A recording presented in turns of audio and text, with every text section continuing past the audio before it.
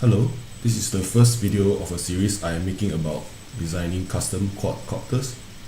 I will be sharing some points about the design that I made as well as going through the entire build process. So some background, I'm not an expert quad flyer. I started this hobby for only a couple of months since September, October 2016, but I like to design stuff, so I've been flying the QAV clone. I really like the symmetrical X configuration. I think it makes a lot of sense, but I don't like the fact that the battery sits at the bottom. I can never really balance the quad when it's landing. It's pretty minor but kind of annoying to me. The QAV-X also has quite a limited space for all the electronics.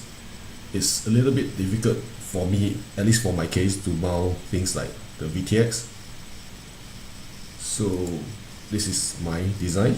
I call it the mono, based on the fact that the frame is a single piece. Just let me show this quickly. So the frame is the only load-bearing piece. There are other sub-components, but they are not load-bearing. The quad is compact because all the electronics and component like the battery is below the frame. Only the motor and the props are above, except the action camera, of course. But this gives me a lot of flexibility in terms of how much space I can allocate for the electronics and FPV camera.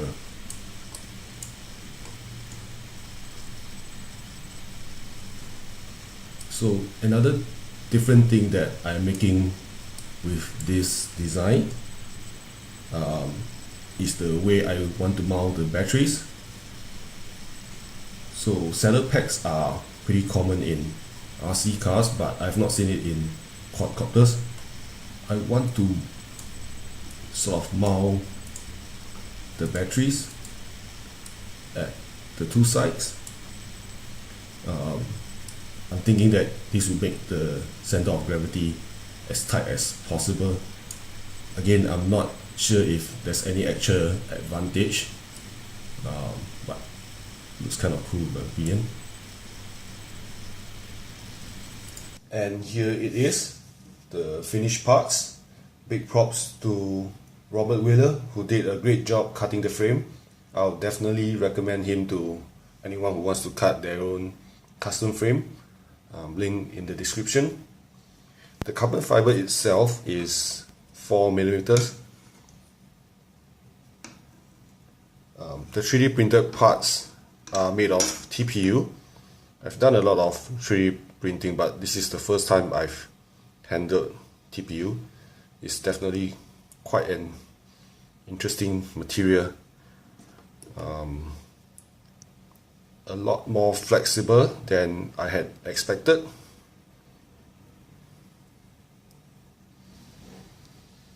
And here it is, kind of quickly assembled. You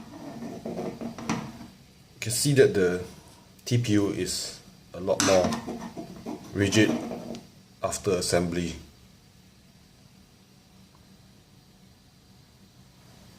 Here's a quick look of it with motors attached. I only have these two spare motors here, but you can see that I plan to run a 4-in-1 ESC with this, so these holes are really for running the wires.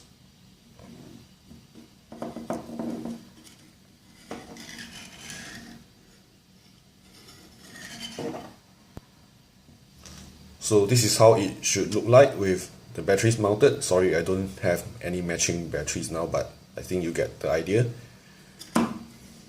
So the thinking is that I can play with some interesting battery combination with this setup. I would initially try to run 2S in series, but I think I can also try 4S in parallel. which at least to my knowledge should give some pretty interesting maximum discharge rate.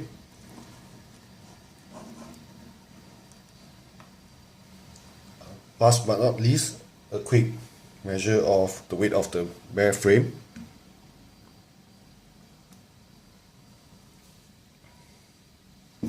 About 104 grams.